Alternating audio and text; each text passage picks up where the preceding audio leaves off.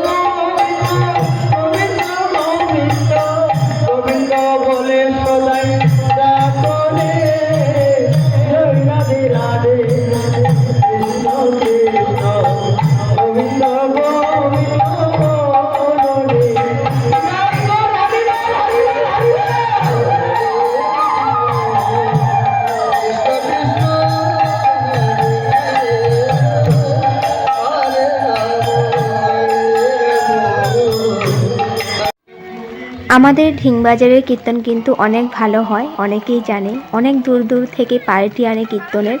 তো অনেক ভালো কীর্তন করছে, সন্ধ্যা আরতি হলো, তো খিদেও পাচ্ছিল। তো আমার ফ্রেন্ডরা আর আমি বেরিয়ে এসেছি খাওয়ার জন্য। খেতে তো কিছুই পারিনি, বৃষ্টি চলে আসলো।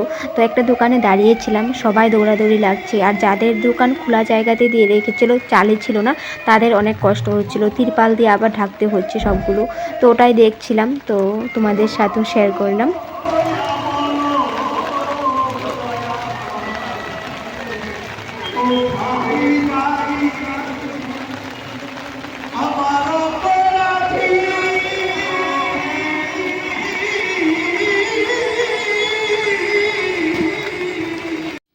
যেই দোকানটাতে দাঁড়িয়েছিলাম ওই দোকানটাতে দেখি এই নকলি সাপগুলো বিক্রি করছে। দেখে মনে হচ্ছিলো আসলে, আমার তো ভয় করে দেখি। রাত্রেবেলা যদি মাটিতে রেখে দেয় আমি তো আসলে সাপ ভেবেই চিকড়াচিকড়ি করব। তারপর একটু দোকানে ঘুরলাম, কিছু একটা খেয়ে নিয়েছি, ওটার মনে নেই কী খেয়েছিলাম কারণ ভিডিও করা হয়নি তখন। তারপর আবার কীর্তনে চলে আসলাম। এত সুন্দর কীর্তন করছে, বাইরে আর থাকা যাচ্ছিল না, তাই আবার চলে আসলাম। তোমাদের সাথেও শেয়ার করছি, তোমরা নিজেই শোনো।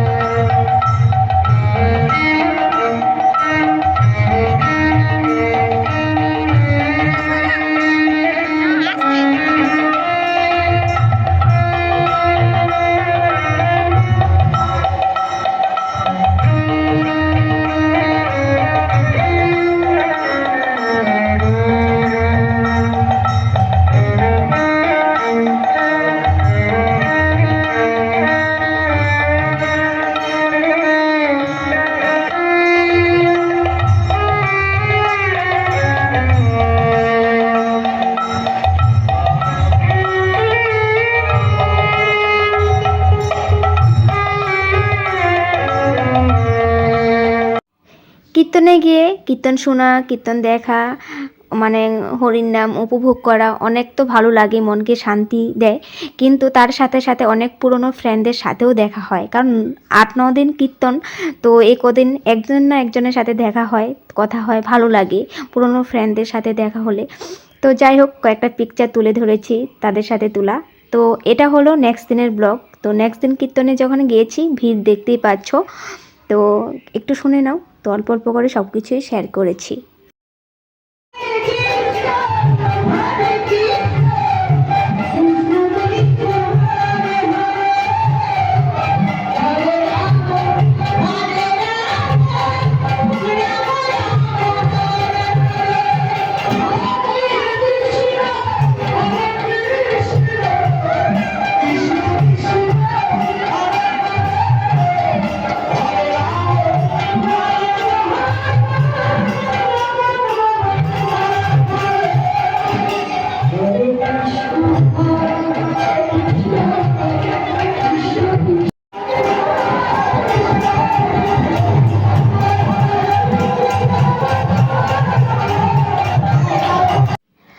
আগের দিন যখন কীর্তন শোনার পর, আরতি শোনার পর, মানে একটু বেরিয়ে গেছিলাম কিছু খাওয়ার জন্য, তখন বৃষ্টি পড়ছিল, ভালো করে দেখাতে পারিনি। তো আজ যখন একটু ব্রেক টাইম নিয়ে খাওয়ার জন্য বেরিয়েছিলাম, তখন একটু ভিডিও করে নিয়েছি। দেখো, চপ, ঘুগনি এসব নিয়েছি আমার ফ্রেন্ডরা আমরা মিলে, খুব টেস্টি লেগেছিলো খেতে। তারপর আবার চলে আসলাম কীর্তনে।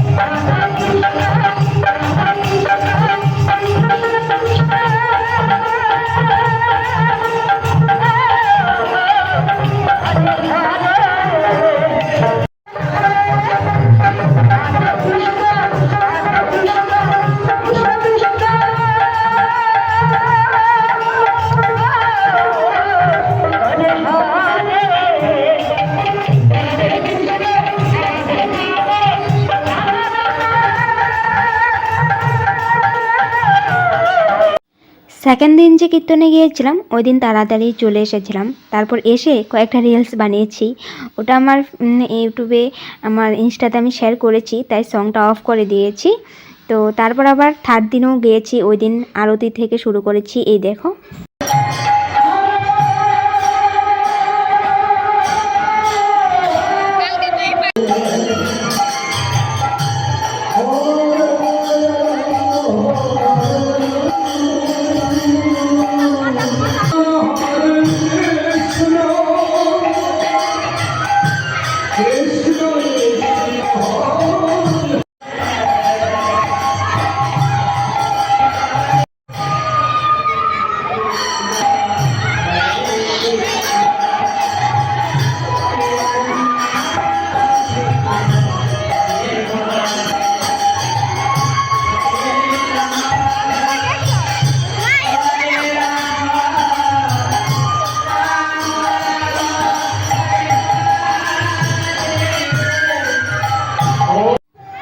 আজ আরতির সময় গিয়ে নমস্কার দিয়েছিলাম, তো ভিডিও ভালো করে করতে পারিনি। নমস্কার দেবো না ভিডিও করব, অনেক ভিড় ছিল তাই ভিডিওটা করা হয়নি। তোমরা তো দেখেছো তিলক ফোঁটা নিয়েছিলাম।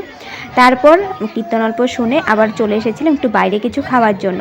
তো বাইরে এসে দেখি তো কীর্তনের ভিতর থেকে তো বাইরে অনেক ভিড়, মানে আজ দোকানপাট আরও বেশি করে দিয়েছে, বাচ্চাদের খেলার জিনিস এসেছে, এসবের জন্য বাচ্চারাও অনেক উৎপাত করছিল।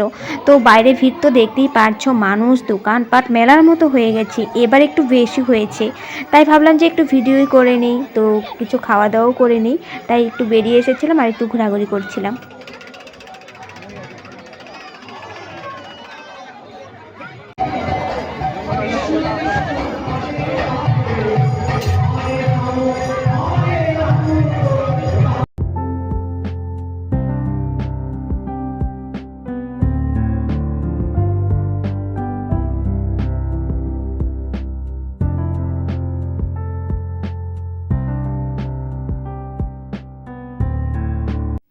আজ ছিল কীর্তনের লাস্টের দিন, মানে 4 দিন। তো আজ আমি তাড়াতাড়ি রেডি হয়ে গেছি, ফ্রেন্ডকে ফোন করলাম, ও বলছে যে ওর একটু সময় লাগবে, একটু পরে যাবে। তো আমি কি করব, তাই ভাবলাম যে শর্ট রিলস এসবই করি বসে বসে। মায়ও রেডি হচ্ছিল। তারপর আমি ভাইকে বললাম যে ব্লগের জন্য একটু একটা ভিডিও করে দে। কথা আর বলতে ইচ্ছে করলো না, তাই বললাম না।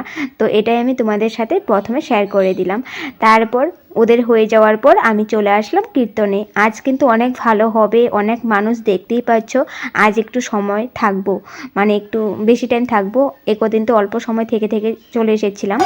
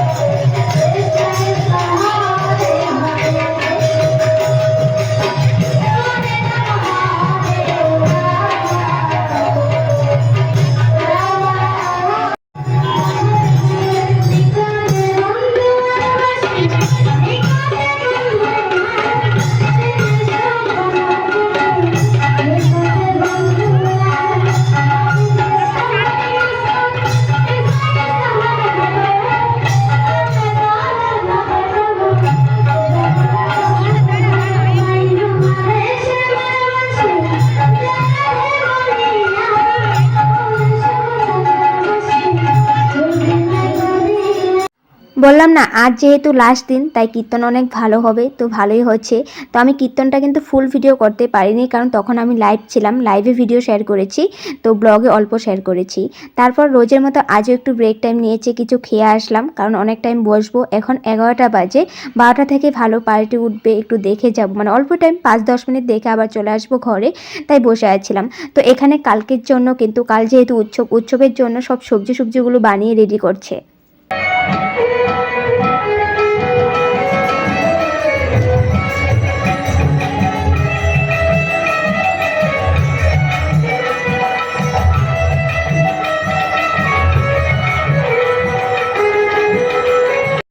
আমি তোমাদেরকে বলেছিলাম যে আজ লাস্টের দিন, সন্ধ্যার সময় অ্যানাউন্স করেছে ভালো পার্টি উঠবে রাত্রি 12টায়।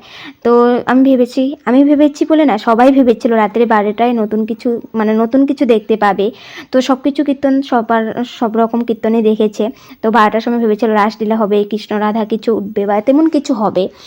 তো কলকাতায় পার্টি বলেছিল, মানে কলকাতা পার্টি বলতে যে মহিলাটা একবার দেখবে, আমি এই ভিডিওতে ব্লগে শেয়ার করেছি, ব্লু কালারের লেহেঙ্গা পরেছিল, চুন্নিটা ব্লু কালারের ছিল।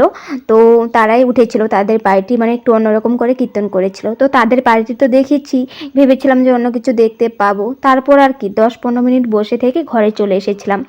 তো আমি যেহেতু ঘরে চলে এসেছিলাম, আর 10-15 মিনিট যে দেখেছি ওটা আর ভিডিও করিনি, কারণ আগে অল্প শেয়ার করেছি তাদের কীর্তন। তারপর ঘরে চলে এসেছি, এখন বাকি আছে উৎসব। তো উৎসবে তো আমরা বিকেলবেলা যাই, তো দুপুরে হয়ে যায় আরতি, ভোগ লাগায়, অনেক কিছু হয় নিয়ম। তো ওগুলো আমি তোমাদের সাথে কোনোদিনই শেয়ার করতে পারি না, কারণ দুপুর টাইমে সময় পাই না, যেতে যেতে বিকেল হয়ে যায়, সন্ধ্যা হয়ে যায়। তো আমি মানে আমাদের ফ্রেন্ডরা সবাই তো ভিডিও করে স্ট্যাটাস দেয়, তো আমি অল্প ভিডিও কিছু ক্লিপ রেখে দিয়েছিলাম, যেটা তোমাদের সাথে শেয়ার করব। যখন ভোগ আরতি হয়েছিল, ভোগ লাগিয়েছে, ওটা দেখে নিও। আর আমি যখন গিয়েছি তখন অল্প আবার ভিডিও করেছি।